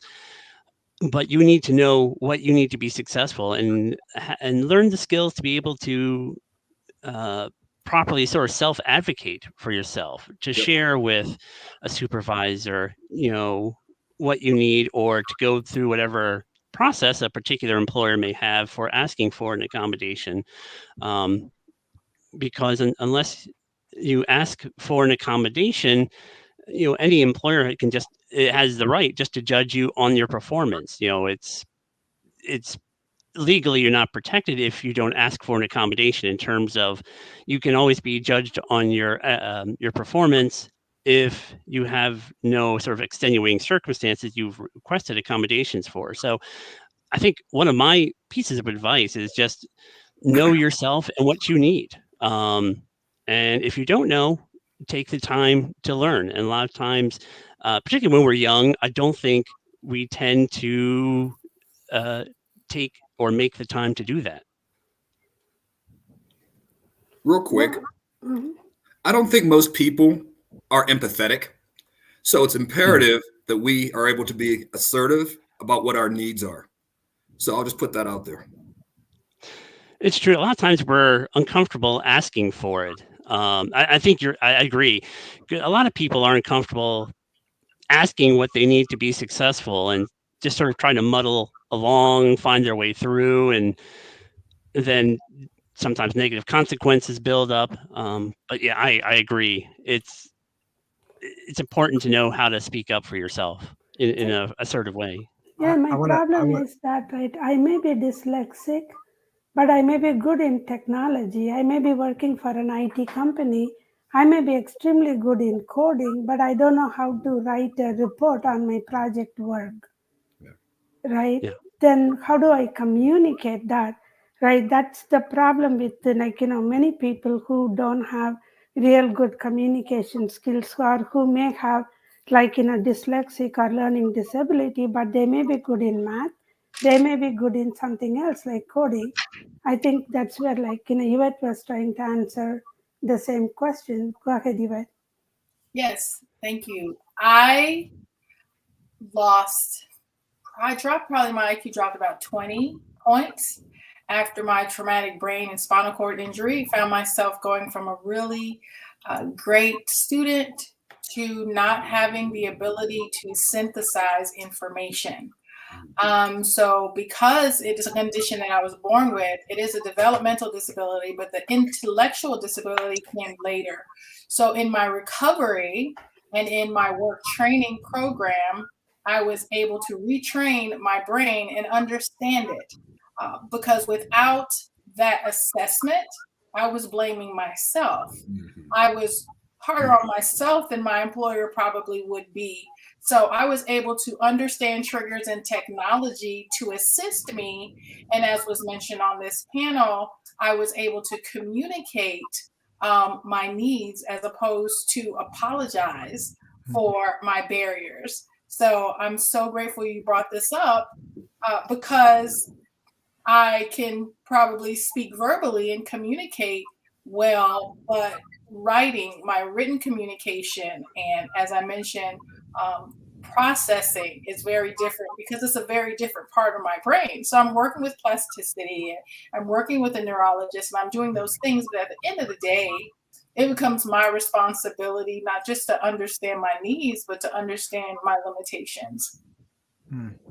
I want to thank you so much for talking about your personal experience, because something that we don't talk about enough is that experience of self-hate that so many people with disabilities have because of those ideas that have been perpetuated, right? And guess what?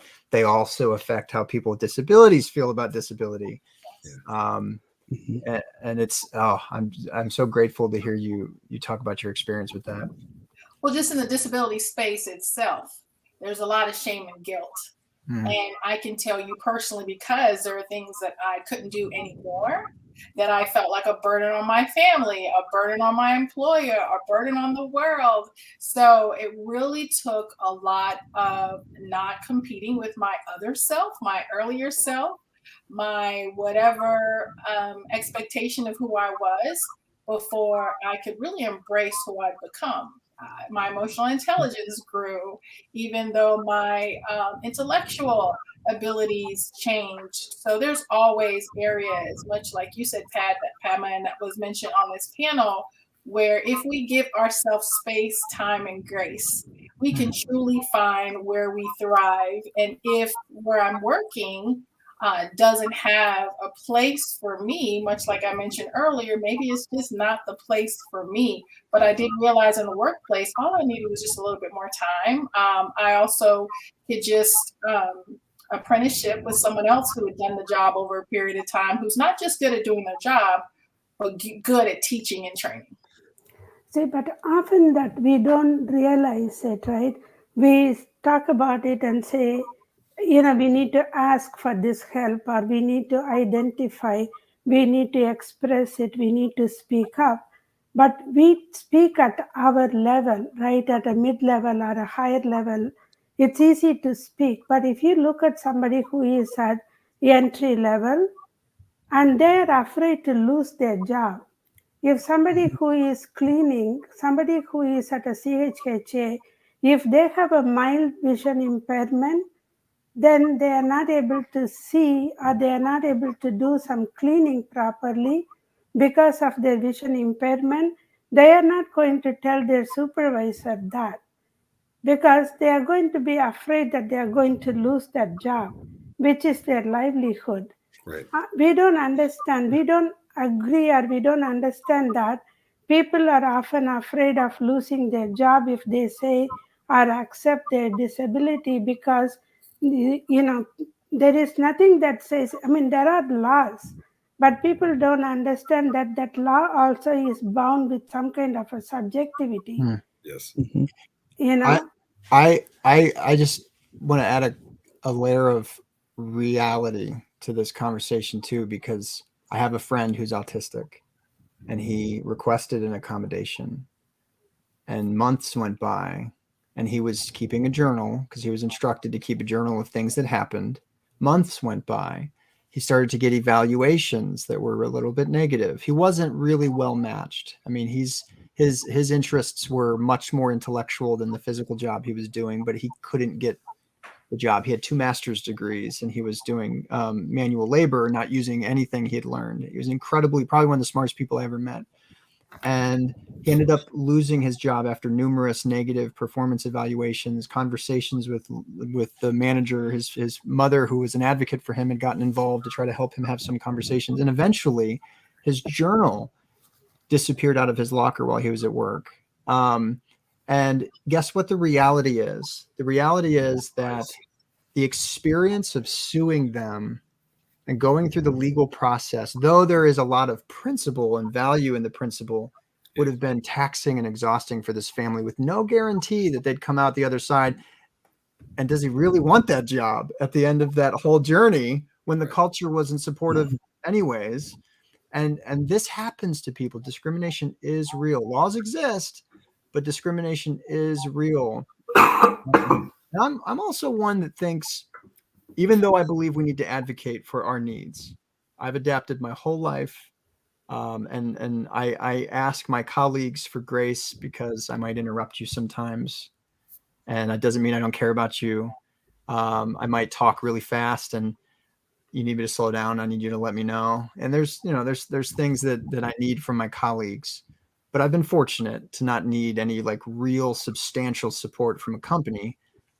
But I still think that maybe it shouldn't be on the person with a disability to have to request support. I think our structure is kind of not designed properly. It is what it is, and we need to give people advice to operate within the system we have. But I feel we should not we shouldn't stop striving for an environment in which someone with a disability shouldn't have to ask for support. It should be offered. It should be baked into the way we do things. And that's kind of where we're trying to operate in terms of changing culture and environment, so that when someone comes in, those things are offered to them. Someone is working with them to build a support ecosystem around them, because it is intimidating and it is scary in a lot of situations to put yourself out there in that way.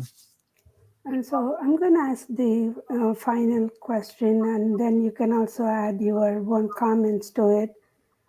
This actually was partly discussed by Yvette in her speech about transportation, as well as medical insurance and other things. Like if an employee who has disability coming to work, about the parking lot space. I mean, fortunately or unfortunately, we were all bound to work from home in the last couple of years, but now people are coming back to work, and the transportation and the elevator space for people with a disability and people who are wheelchair bound or people who cannot see, and there need to be some special accommodation, and also people coming to work with ergonomic chair requirements and all that. And then insurance, because there are small and medium sized business, they do need to pay extra additional premium because of the additional doctor's visit for people with a disability, or even people with cancer for that matter. So how do employers are handling it, and what is your advice, or what is your suggestions towards it, and how do you think that will impact employers hiring people with a disability?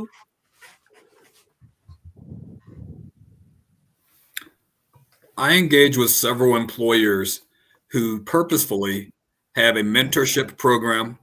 That way, the skills that they know they need on the job are articulated, are really spelled out well. But also, the person coming in is placed in a buddy system where they can be mentored and offset. So if there's something they're not doing as fast as their predecessor, or there's more communication that's needed, that's all that can be communicated and advocated through that network.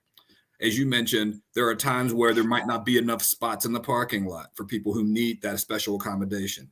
Yvette mentioned wheelchair users versus wheelchair bound people who might need that additional acknowledgement as well as accommodation, ramps to get into the office, or less shag rug, that type of thing. Those are the type of conversations that I find imperative to have that additional advocate plugged into the system.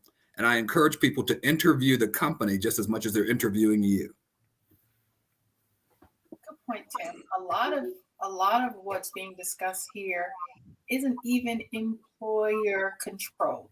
If I'm in a building structure, I, as the employer, have to now work either with facilities or the building manager or owner to get curb cuts or an accessible wheelchair or additional parking spaces, because there is an algorithm based on the number of parking spaces. But if I'm renting my space, if I'm a long-term professional tenant, there's some of that I can't personally control. So I would say to employers, much like you mentioned, Timothy, to not just interview the employer, but the employer needs to interview the facility and make sure that that lines up with the inclusive workplace and culture they're trying to create.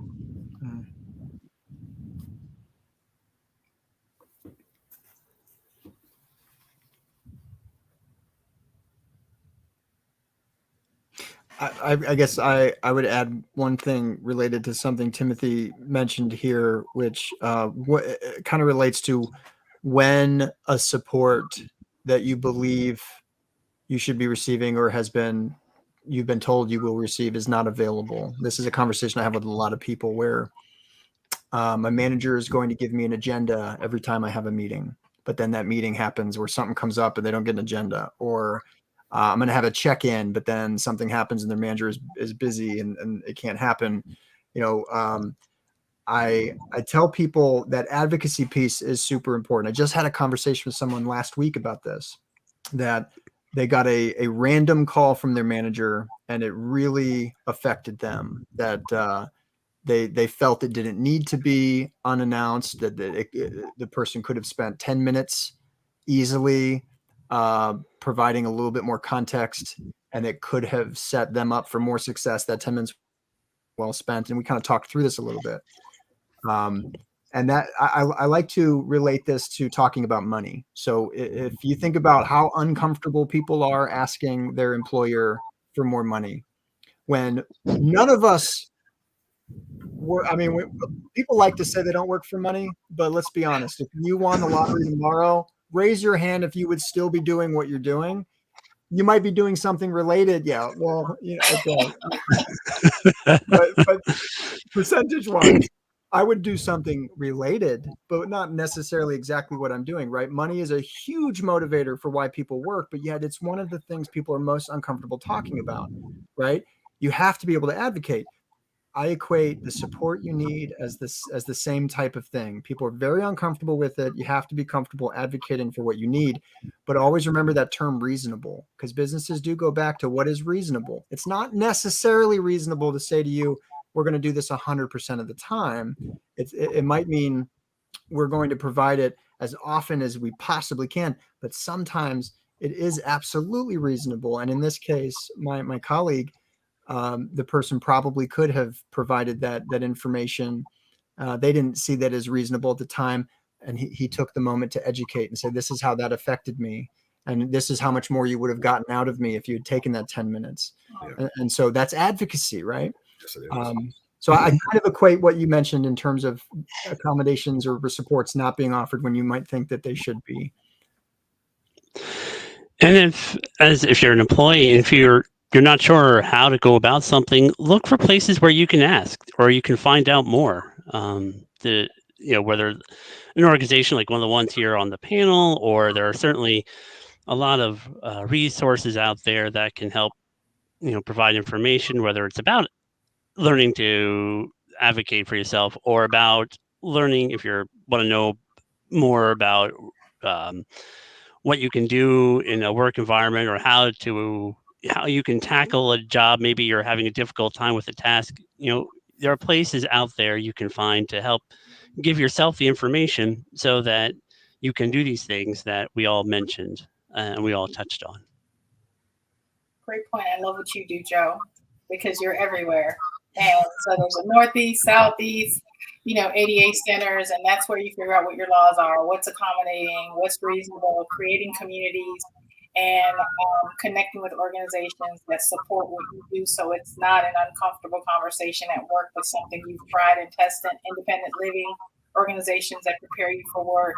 And you're right, John, we should not have to do it all, but until that changes, we take as much responsibility to maintain our level of need financially, emotionally, and psychologically. So I think we definitely should share that burden, but it's one that can never be done without allyship corporately, professionally, and personally. Beautifully said. Yep, agreed. Oh, Padma, you're muted. I'm actually very happy and to have this conversation with you all. Do you have one point for our apprentices at the last, one word of advice for our young adults as well as for our adults who are starting their career, and if they have any disability, what they need to do? I have 2 words, and I think this is being done. I'm so excited about the individuals that are coming into the workplace because they have this huge social commitment. But I say disruptive innovation. Who cares if it's never been done before? If it could be done better, it's okay to disrupt what's being done now and innovate so that we can grow and scale some of the products and services and people, that we have in the workplace today. Thank you. John? Yeah, I would say competitive advantage. Don't forget that disability is a competitive advantage. So many companies are specifically looking for people with disabilities, and use it to your advantage. Thank you. Joe? I would use 2 words too. I would say learn and remember. Find out what you don't know about yourself or what you can ask for or how you can do something differently. And then remember the people, because you may be entry level today, but 10, 15 years, you're going to be very possibly in the middle, upper management, and remember what you went through. And you can help to begin to make that cultural change that we've talked about. That is important and can really transform a work environment. Thank you. And Tim? Empathy and scalability. Being able to put yourself in another person's shoes and understanding the walk they're going through, probably by the things you've experienced. But also, I like to use the phrase, make the pie bigger. Because if all persons are served, then the person who thinks you're taking their piece of the pie isn't affected at all, but you've actually accommodated more people to be able to take advantage, to learn, and to be blessed with whatever the service or product is that you're producing. So scalability and empathy. Thank you. Thank you all for joining on this wonderful conversation. And I actually learned a lot myself. And I'm sure our audience appreciated it. And we can send you the link on this recording. And I believe this is open for some more time, and Yvette will be available if anybody wants to talk to her. And feel free to visit the expo and look at other booths. And I personally want to thank all our panelists as well as our keynote speaker, Yvette, and our Vanguard team, Akhil and Amara, and net.America team, Yasmin, Terani, and Juan for the wonderful work behind the scene. And thanks everybody. And let's make a change and understand and work with everybody. Thank you. Have a great day.